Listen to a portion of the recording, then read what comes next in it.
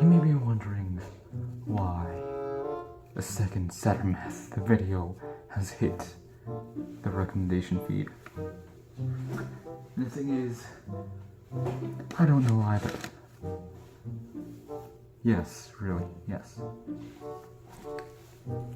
But what I hate living with other people. What I do have to say is that actually I don't really have much else to say about myself other than hey, it's SATIRICAL and back at it again, riding go-karts in the basement. So, a recap on the history of Kurger and the Kurger King. So,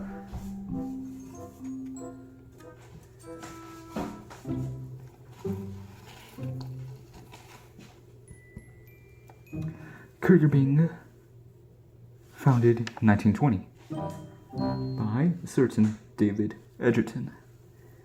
Now, he made the iconic move to create white-collar workers and blue-collar workers, which generally funded his small but massive income. Now, what's next? Around the 1940s is when the United States decided to go to war against a few countries in Europe. Now, this was a shock to the entire world, but not to Kurger. You see, Kurger decided to just go with the flow and stay in the United States for an indefinite amount of time. Now, after the war ended, in a kind of draw, the United States decided, hey, what better time to fight against myself than now? So it decided to just chop off California, some parts of Oregon, Washington, and a lot, and I do mean a lot, of the Northeast.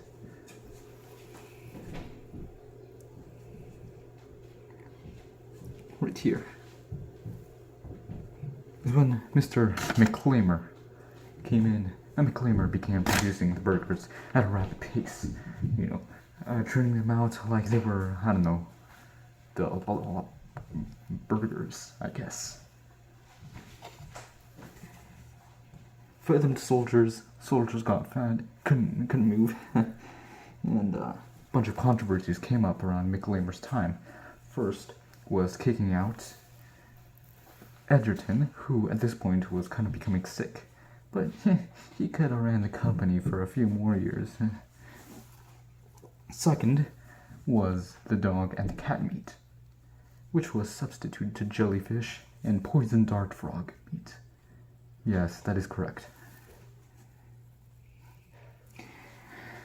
Third was the whole Dr. Disrespect incident.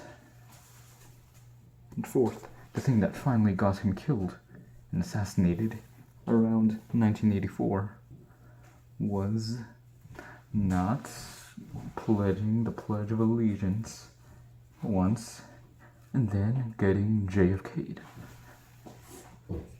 Now, this is where the timeline truly starts to shift, kid. And now, to the regime. Kevin K. Kane, also known as the Kurger King.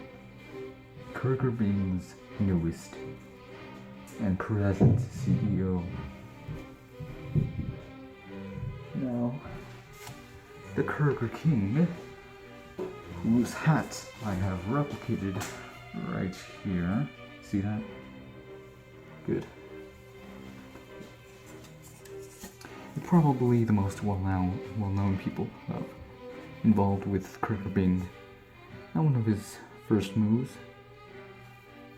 was actually not getting into the CEO business. You see, he had actually worked for a few years with one of McLamer's family members who started the whole DC Models company, the Holistic Models. And you know, he climbed up the social or the business ladder rather easily, and Kurger had its eyes somewhat upon him. But what really cast him into fame was the whole airplane incident. Now, I'll link a video later so you can see what exactly caused this Kurger King to be thrust into the eyes of the company. But let me simplify it a bit for you.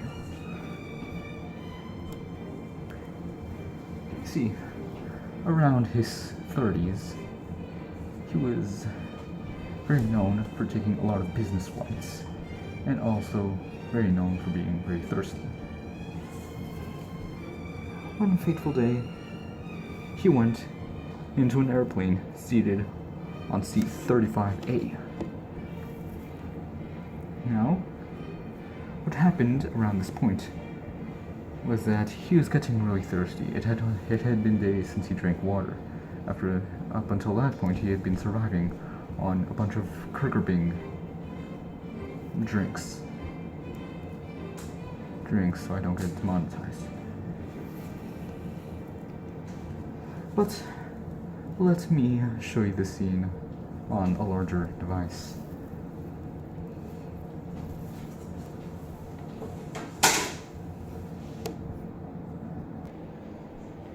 Right here.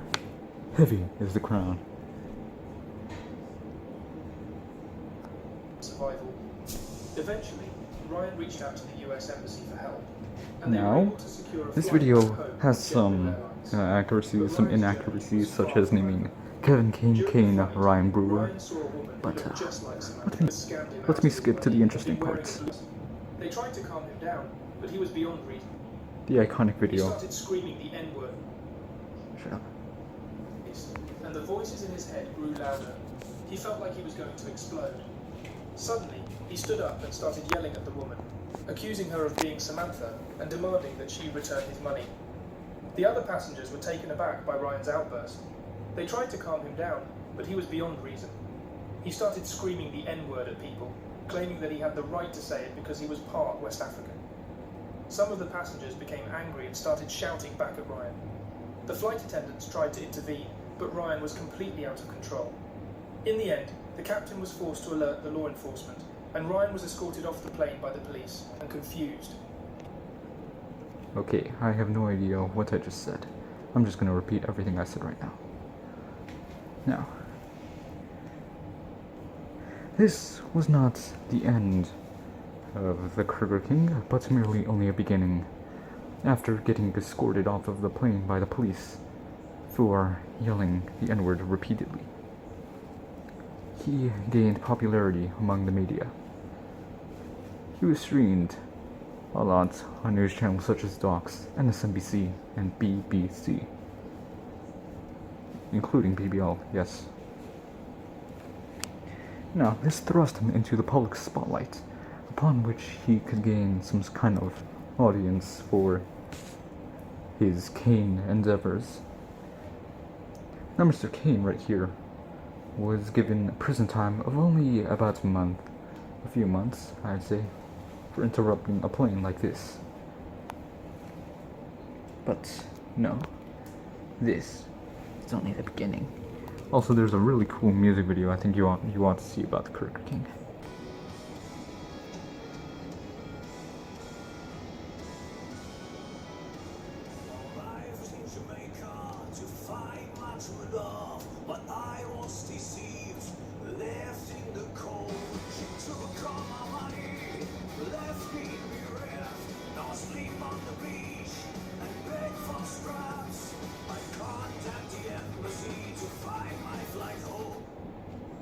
Now, so you see, a few years after the whole incident of the plane, the Kurger King decided he wanted to make a music video for the whole incident. This was right after he was elected or I guess chosen as the emergency CEO of Kurger. So you see, around in the 2000s, maybe 20 years after the incident of the airplane, he downloaded a very primitive version of AI and made his own music video, since his knees were too weak, arms were too heavy, and had a case of, well, he had irritable bowel syndrome from eating too many Kurger burgers, of course. Now this is all very entertaining, I hear you say. Sarah Mathin? Yeah, thank you. I hope I'm your favorite YouTuber too, instead of that stupid Saturn Math, Saturn METHHEAD, over and over. But so you see,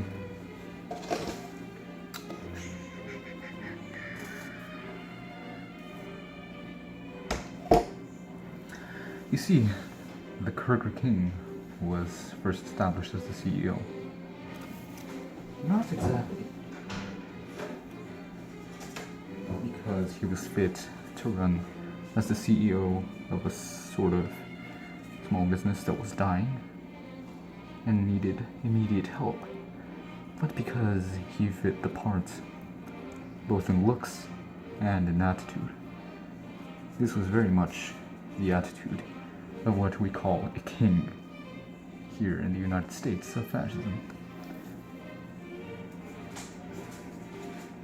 Next, around in the 1990s, after a relatively chill few years as the Kurger King, many protesters decided to start trying to find a way to get him out of office. So, he did the rational thing and began streaming himself and becoming a sort of celebrity. And people watched him, out of endearment. Some other people watched him because of his endeavors, but the one thing was clear: he was getting more popular by the day, and Kane was not backing down. Kurger exploded in popularity after the incident, because right after McClamer's regime on Kurger started to go down, but after Kane started to slowly rise up, a rebirth, you might say. Check the notes. Another thing he did in the 1990s was to update the logo, simplify it. Some say oversimplify, but change the logo from the classic hook, cursive, and monospace to what we know today.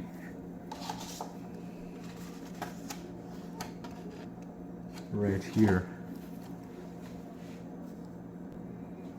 Now, Kevin knew that, of course, there would be many bounties on him, so for about 15 to 20 years, he hired a chain of bodyguards to protect him. First one, codename PG. So, first, he started out with a string of sort of fruit-oriented bodyguards. Right here, Mrs. P. Now, she only went on for a few years before being fired for looking at Mr. Kane for too long.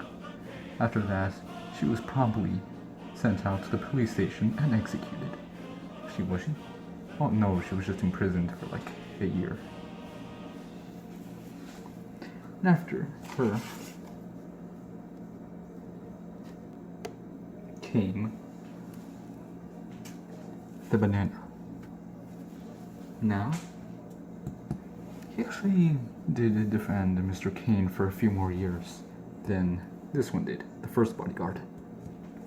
But then again, he was promptly fired because he got a singular Kit Kat bar from Kane's office without permission, and without permission meant exilement from Kurger. Also because he was black. Now on to Kane's third bodyguard, Mr. Dragoon, the Kurger King's third bodyguard. Now, he outlasted both of his ancestors for a lot longer.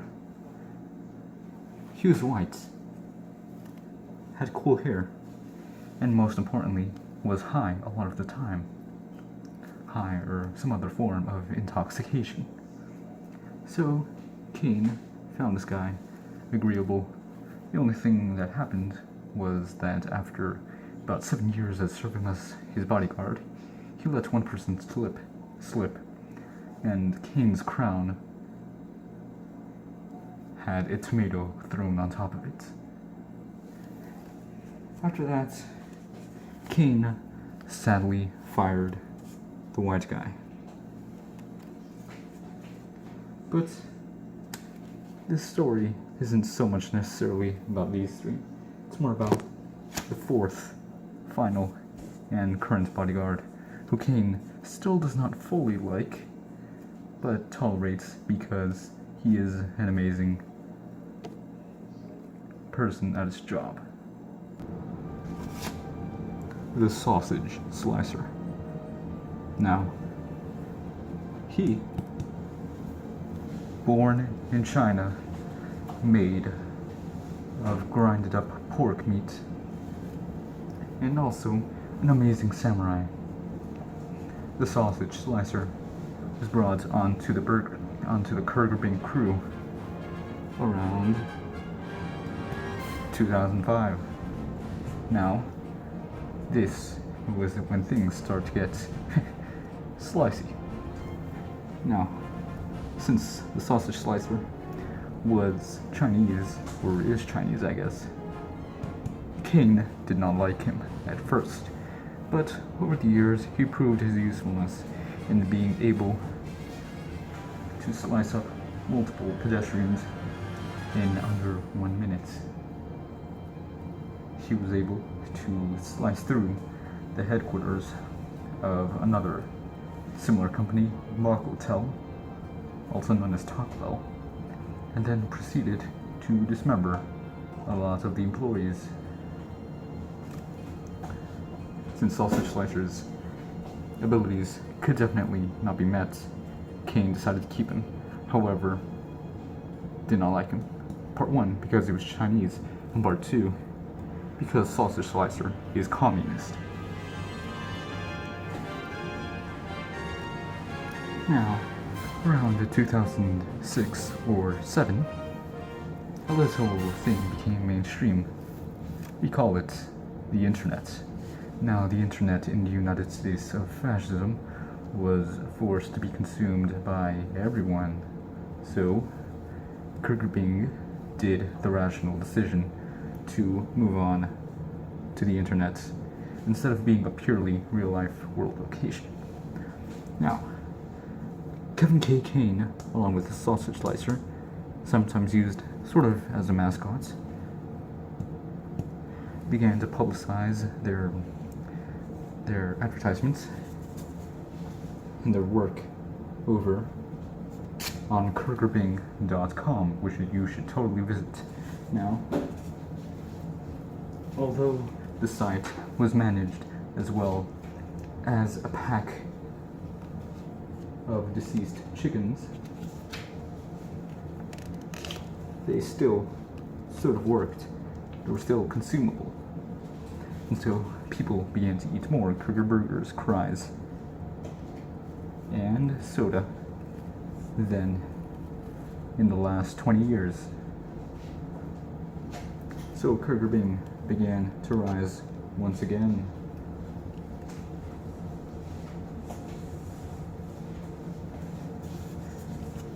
And at this point, everyone had some kind of Kurger in their mouths.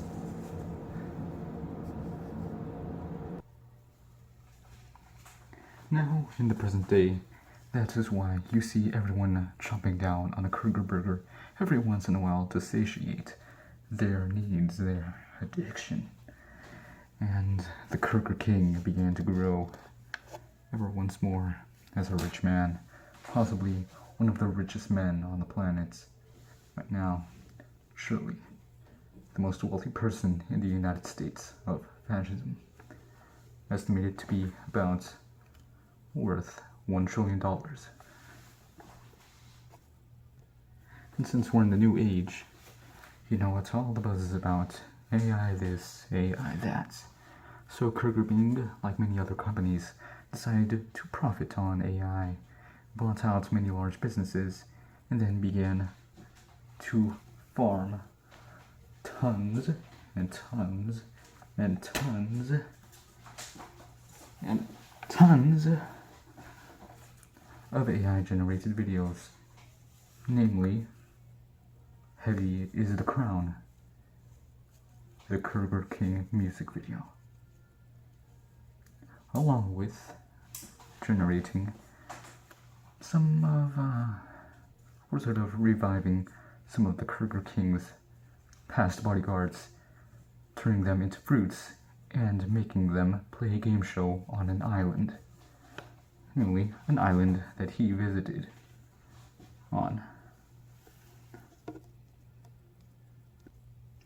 Now, everyone watches the latest Kurger video on social media, often voiced by the sausage slicer himself, because Kane usually doesn't like to go out in these sorts of times. But one thing that is sometimes mentioned about his demeanor is that he seems a little off, a little weird, such as the fact that he sends people to work in Kurger Bing factories for over 20 hours a day. Often makes them go overtime without extra pay. Hires people. He calls them indentured servants. Sometimes even decides to hire the sausage slicer to a bunch of other fast food CEOs. Namely, multiple times, Kurger Bing is suspected to have gotten rid of the DC Marvel's CEOs, and also of the Kurger King's obsession with mammals. And I mean obsession, not as in I like them, but as in I like them. But none of that matters anyway, because you see, in a place like the country we live in now, the United States of fascism, everyone is just scrolling away. So any crimes committed by Kurger Bing, or crimes as they may say, KRIMES, are usually forgotten.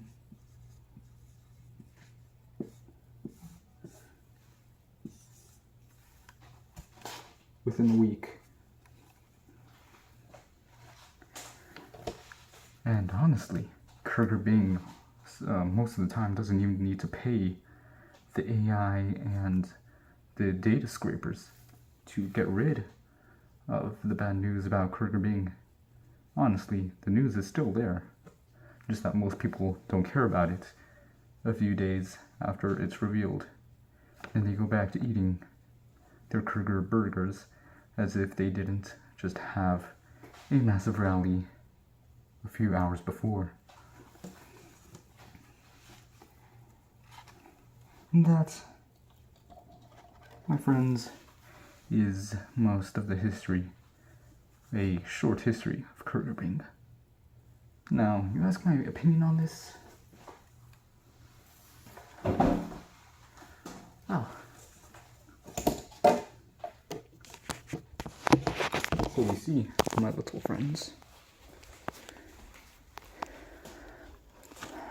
I'm a little on the edge about Kurger Bing.